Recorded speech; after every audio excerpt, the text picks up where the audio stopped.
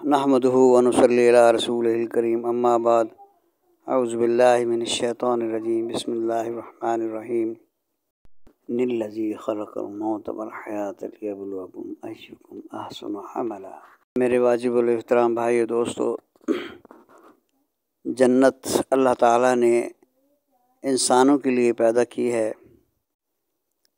اور جنت میں اللہ تعالیٰ ان انسانوں کو رکھنا چاہتے ہیں جو اللہ تعالیٰ کے فرمانبردار ہیں اور نبی علیہ الصلوۃ والسلام کے فرمانبردار ہیں۔ نافرمانوں کی جگہ جہنم ہے، جہاں آگ ہی آگ ہے۔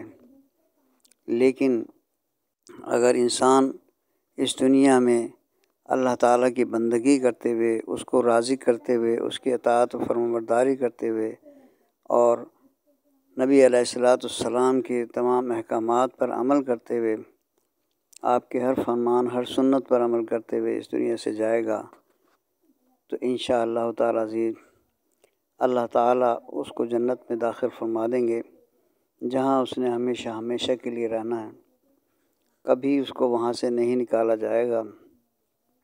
لہذا ہر مومن بھائی کو اور بہن کو یہ دیکھنا ہے کہ ہماری زندگی کیسے گزر رہی ہے۔ آیا ہم جنت والے راستے پر جا رہے ہیں یا جہنم والے راستے پر جا رہے ہیں؟ انسان کو عقل اسی لیے دیے کہ وہ یہ دیکھے اور سمجھے کہ ہم اللہ کو کیسے راضی کریں اور نبی علیہ الصلوۃ والسلام کو کیسے راضی کریں، کیسے ان کی اتباع کریں، تاکہ ہم جنت میں داخل ہونے والوں میں شامل ہو جائیں اور اللہ تعالیٰ ہم سے راضی اور خوش ہو جائے۔ ایمان بالغیب کے ساتھ ہی انسان کو نیک اور صالح اعمال کی ضرورت ہوتی ہے، تاکہ اللہ تعالیٰ یہ دیکھ لیں کہ ہم پر ایمان لاتے ہوئے ہمارے احکامات پر کون عمل کرتا ہے۔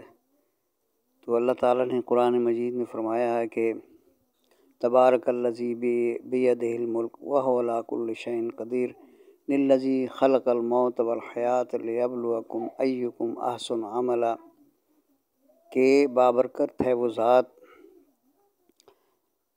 بیدہ الخیر جس کے ہاتھ میں ساری خیر ہیں، الذی خلق الموت جس نے موت اور حیات کو پیدا کیا تاکہ وہ دیکھیں کہ کون اچھے اعمال اختیار کرتا ہے۔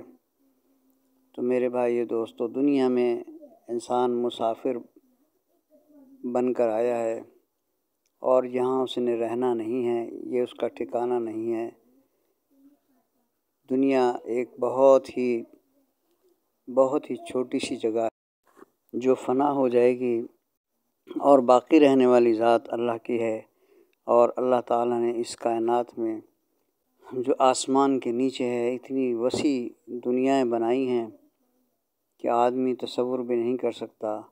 تو اللہ تعالیٰ جب ان تمام چیزوں کو، ان تمام دنیاؤں کو، کہکشاؤں کو، آسمانوں کو، زمینوں کو بنا سکتے ہیں تو کیا جنت کو نہیں بنا سکتے؟ کہ حضرت جبرائیل علیہ السلام ان کو حکم ہوا کہ دیکھو جنت میری کتنی بڑی ہے، تو وہ واپس آ گئے اور کہنے لگے یا اللہ میں تھک گیا، اتنی بڑی جنت ہے۔ ابھی آدھی جنت ہی دیکھی تھی انہوں نے۔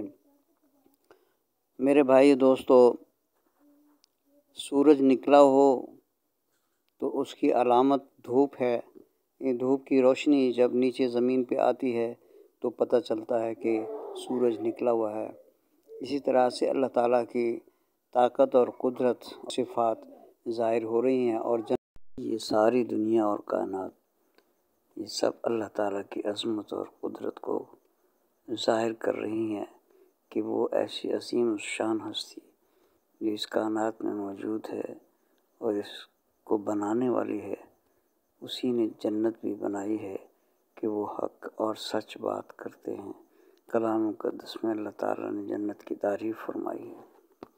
اللہ تعالیٰ سچ فرماتے ہیں، اس دنیا کے مقابلے میں جو فنا ہونے والی ہے جنت ہمیشہ ہمیشہ کے لیے اللہ نے بہت وسیع اور عریض بنائی ہے کہ ایک انسان کو اللہ تعالیٰ جنت جو عطا فرمائیں گے وہ اس دنیا سے 10 گنا زیادہ ہو۔ اس سے اندازہ لگائیے کہ جنت کتنی بڑی ہوگی۔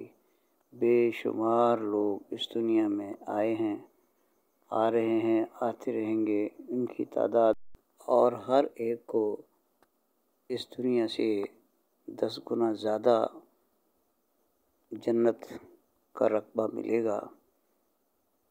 تو دیکھیے کہ کتنا اللہ تعالیٰ کے ہاں بہترین انتظام کیا ہوا ہے اس مومن کے لیے جو اللہ تعالیٰ کا فرمانبردار ہے اور اپنے نبی ہمارے پیارے نبی صلی اللہ علیہ وسلم کا فرمانبردار ہے، اور اس نے اپنی زندگی اللہ اور اللہ کے رسول کی مرضی کے مطابق اس کی رضا کے لیے گزارنے کا فیصلہ کیا ہے۔